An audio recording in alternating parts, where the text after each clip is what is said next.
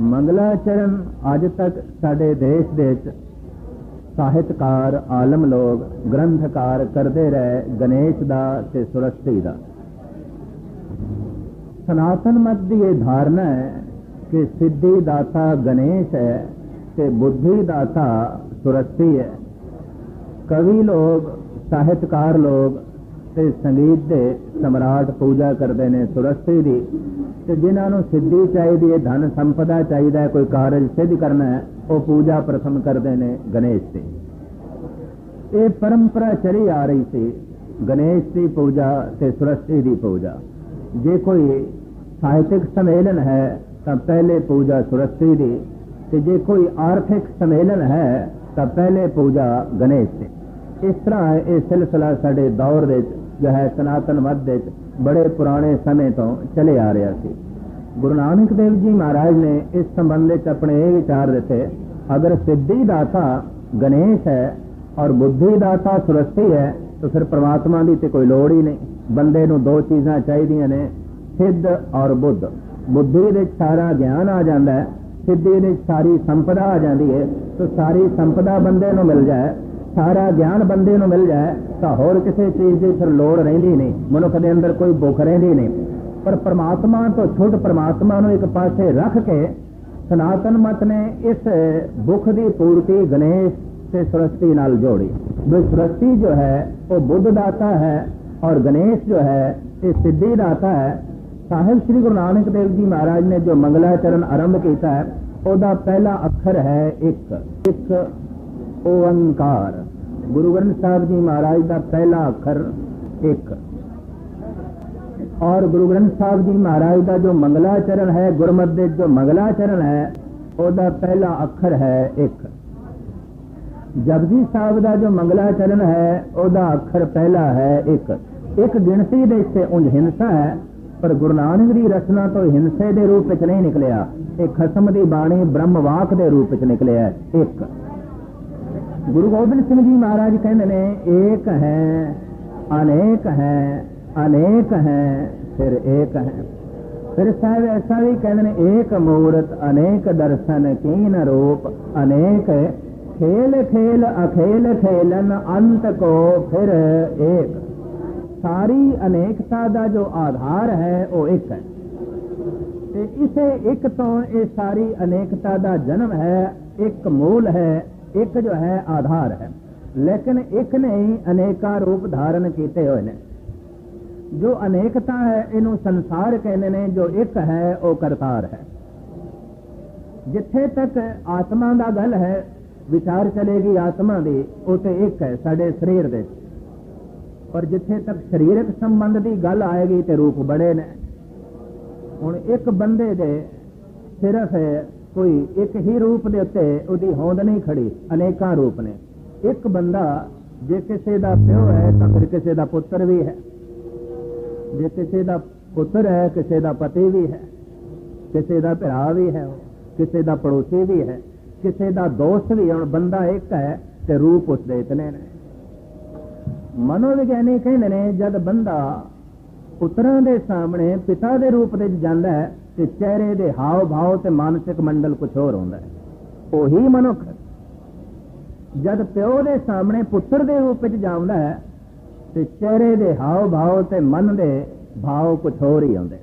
वही मनुख जब पत्नी के सामने पति के रूप में जाता है तो चेहरे का रूप ते मानसिक मंडल मनुख का कुछ होर हो जाता है। वही मनुख जब मित्र के सामने मित्र के रूप में खड़ा होता है, पड़ोसी के सामने पड़ोसी के रूप में खड़ा होता है, तो चेहरे के हाव भाव ते मानसिक संस्कार कुछ होर होंदे ने। वही बंदा जब गुरु के सामने सिख के रूप में खड़ा होता है तो चेहरे के हाव भाव ते मन दीयां तरंगां कुछ होर होंदियां ने। हुण बंदा एक है ते रूप इसदे इतने ने। एक किसी का सिख भी है, किसी का पुत्र भी है, किसी का भरा भी है, किसी का पिता भी है, किसी का पति भी है, किसी का पड़ोसी भी है, किसी का दोस्त भी है। जितने रूप पुरुष दे ने उतने ही ये रूप नारी दे ने। जे नारी किसी की मां है तो किसी की भैन है, किसी की धी है, किसी की पत्नी है, किसी की सहेली है, तो किसी की सिखणी है। मनुख पूरन वही है जिहदे ये सारे रूप बेदाग होवन। ये सारे रूप।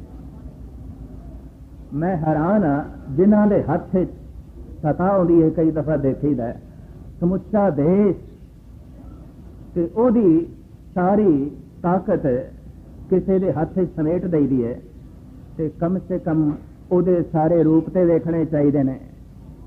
किधरे ऐसा तो नहीं ओदे सारे रूप दागी ने। जो मेरे पढ़न दे आया, चंगी पुत्री नहीं साबित हो सकी, पिता पिटदा ही रहा, आले दुआले के बुजुर्ग मुखालफत करते रहे पिता का दिल तोड़ के, और चंगे चंगे बुजुर्गों की विचारां ते लत मार के उन्हें कदम चुकया, चंगी पुत्री नहीं साबित हुई। अगां चलिए फिर चंगी पत्नी भी नहीं साबित हुई। पति हस्पताल दे बीमार पिया रहा, तलाक हुई, पुछण तक नहीं गई, चंगी पत्नी नहीं साबित हुई। अगां चलिए जो कुछ मां ते पुत दा झगड़ा मनजर आम ते आंदा रहा, उत्थों एक गल स्पष्ट हो गई, चंगी मां भी नहीं साबित हुई। फिर होर मैं अगे चला ते जो मैं देखा, चंगी सस भी नहीं जो है साबित हुई। रात नूं 12 बजे नूं घरों कढ़ छड़िया। फिर चंगी दादी भी नहीं साबित हुई, पोतरा रोंदा ही रह गया, पिटदा ही रह गया। जो चंगी धी नहीं साबित हुई, जो चंगी पत्नी नहीं साबित हुई, जो चंगी मां नहीं साबित हुई, जो चंगी सस नहीं साबित हुई, जो चंगी दादी नहीं साबित हुई, क्षमा करनी वो चंगी राजपाट की करंदा किस तरह साबित होगी।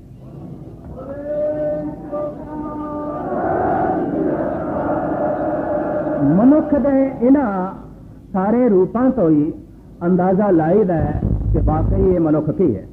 कमाल की गल, जिंदगी के हर पहलू दे जिसकी जिंदगी दागी होवे ते समुचा देश उहदे हत्थां च दे दिता जाए तो देश बर्बाद नहीं होएगा तो होर की है, देश तबाह नहीं होएगा तो होर की है।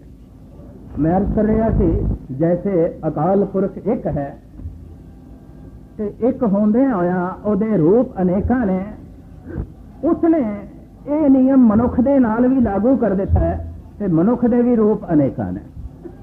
जे पुरुष किसी का प्यो है, किसी का पुत्र है, किसी का पति है, किसी का पड़ोसी है, किसी का मित्र है, इसी तरीके नाल ये सारे रूप नारी दे ने। ते चाणक ने, भरतरी ने और बिदर ने अपने नीति दर्पण विच लिखे है।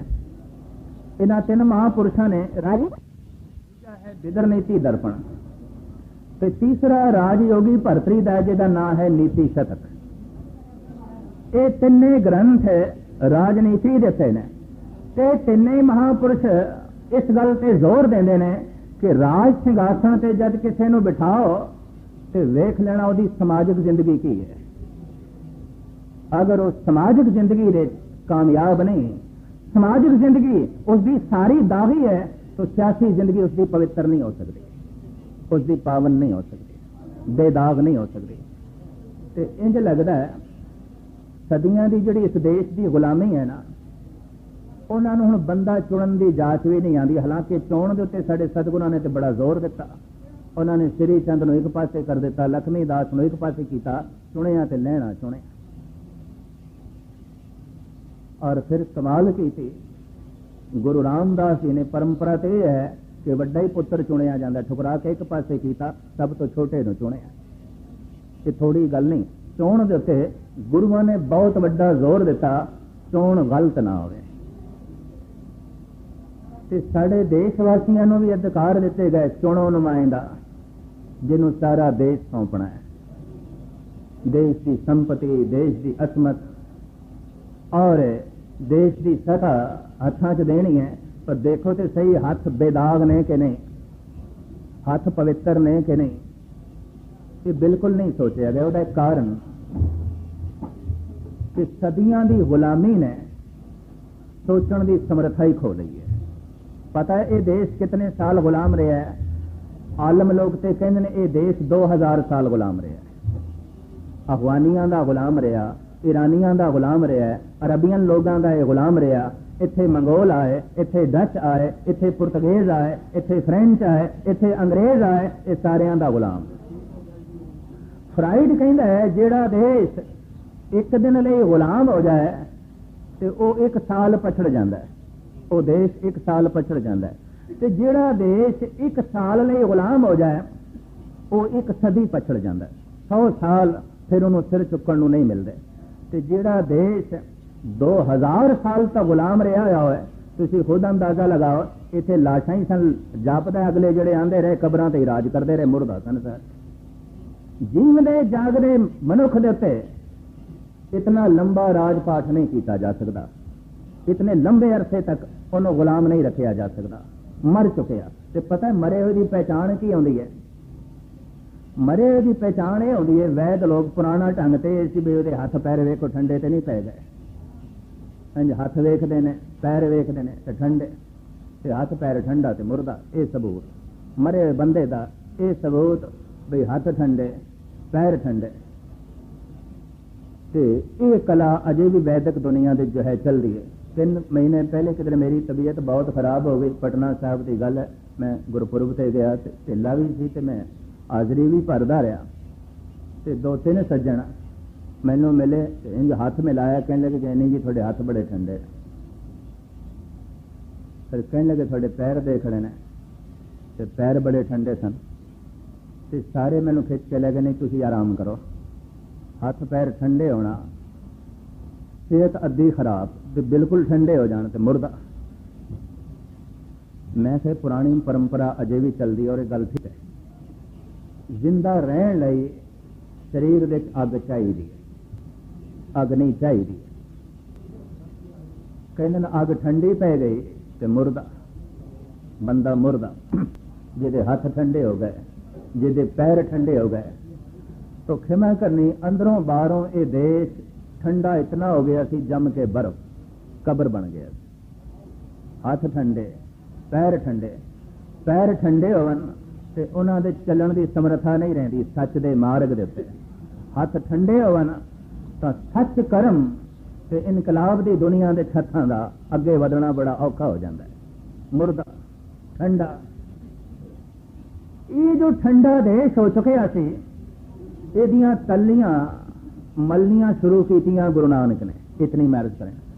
वैद पता की करते हैं, जब कोई हाथ पैर ठंडे हो गए कहते तलियां मलो, गरमाश आ जाए, खून का दौरा चल पे, अंदर गर्मी का वासा हो जाए, ये अंदर जिंदगी की रोह पैदा हो जाए। गुरु नानक देव जी महाराज ने तलियां मलनियां शुरू कीतियां, कुछ खून के चरवानी आई, कोई थोड़ा जिहा साह चलन लग्या तो बहुत वड्डा इंजेक्शन ला दिता। गुरु गोबिंद सिंह जी महाराज ने भारत की इस मुर्दा कौम को जिंदा किया, तो उस जिंदा कौम का नाम रखा खालसा। फिर एक ये भी नारा दिता बई मंग करो कि राज सत्ता हुण खालसे कोल होवे, खालस पवित्र कोल शुद्ध। और सारी दुनिया दे इक्को ही ये कौम है जो धार्मिक मंदिरां दे अरदास तो बाद अपनी प्रार्थना दे ऐ मंग मंगदी है कि राज करेगा खालसा, आखी रहे ना कोई दुखी ना होवे। राज प्रबंध उस खालिस पवित्र बंदे को होवे जिहदे नाल किसे दा हक ना मारिया जाए, कोई रोवे ना, कोई आखी ना होवे, कोई बेजार ना होवे। ते क्षमा करने इस 35-36 साल तो लगातार देखते आ रहे हैं, इस कौम का हर पहलू दे हक मारिया जा रहा है। इलाका खोलो, पानी खोलो, बिजली खोलो, इन्हां दी बोली खोलो, सभ्यता खोलो, रूप खोलो, संस्कृति खोलो, धर्म खोलो, हर पासे डाका। अशुद्धि ते अपवित्र हत्थां दी ये बहुत वड्डी निशानी है। इस वास्ते साडी मंग है कि सता जिहड़ी है ये उन्हां हत्थां च होवे जिहड़े हथ खालिस ने, पवित्र ने, शुद्ध ने, ताकि किसी का हक ना मारिया जाए। मैं एक दिन महाराजा रणजीत सिंह का इतिहास पढ़ रहा थे, ਉਹਦੇ ਚ एक गाथा है कि शिकार खेड के महाराजा साहब वापस आ रहे सन ते की देखते ने एक झुग्गी दे बाहर कोई 75-80 साल का बुढ़ा हथ दे किताब लई रो रहा सी। घोड़ा रोकिया, घोड़े तो उतरे ते उस बिरध बाबे को जाके कहने लगे, रो क्यों रहे हैं? ज़ईफ हैं, बुजुर्ग हैं, ये रोना बहुत गहरे दुख तो निकल रहा है। आखन लगा, हाँ रोंदा ना ते होर की, क्योंकि देश का राजा एक सिख है। सिर नहीं मैं उस बुढ़े का सिर नहीं उच्चा किया। ते महाराजा साहब कहने लगे, देश का राजा एक सिख है ते ये तैनू की दुख है? तू क्यों दुखी है? तू क्यों रो रहे हैं? कहने लगा, 20 साल लगातार मेहनत करके मैं सुनहरी अक्षरां विच तर्जमा करके कुरान शरीफ लिखी है। 20 साल की मेरी मेहनत। कोई मुस्लिम बादशाह आंदा इनू तोशेखाने च रखिया जाता, कोई मुस्लिम बादशाह आंदा इनू पढ़दा और इनू परजा भी पढ़दी, और आम दुनिया तक मेरी ये कुरान शरीफ पहुंचाई जाती है। पर बदकिस्मती देश का राजा एक सिख है। सोने की मोहरां की थैली उस शायर उस आलम के अगों रखी ते आख्या, बाबा ये कुरान शरीफ मैनू दे, मैं तोशे खाने च रखांगा, सारे देशवासियों तक ये दीदार करावांगा ते मैं तेनू होर भी माला माल करना है, तू मेरे राज दरबार आवें। ऐ थैली मेरी भेटा के रूप दे, नजराने के रूप दे परवान कर। खड़ा हो गया बुढ़ा, कहने लगे, हैं मैं ते फिजूल रो रहा सी, माफी मंगी, अपने शब्द वापस लै। तो इत्थों गल स्पष्ट हो गई, आकी रहे ना कोय। महाराजा रणजीत सिंह ने इस ढंग नाल राजपाट चलाया, कोई आकी ना होया, बेजार ना होया, कोई दुखी ना होया। ते खिमा करनी इन्हां 35-37 सालों विच राज प्रबंध इस ढंग नाल जो है चले है। किधरे असामी पे रोंदे ने, किधरे आंध्र प्रदेश के रोंदे पे ने, किधरे कश्मीरी पे रोंदे ने, किधरे मुस्लिम पे रोंदे ने, और हुण ज़ारो ज़ार रुला के रख दिता पंजाब नूं ते पंजाब दे जो है सिखां नूं। तो खैर इस तरह की मंग ये साडी है।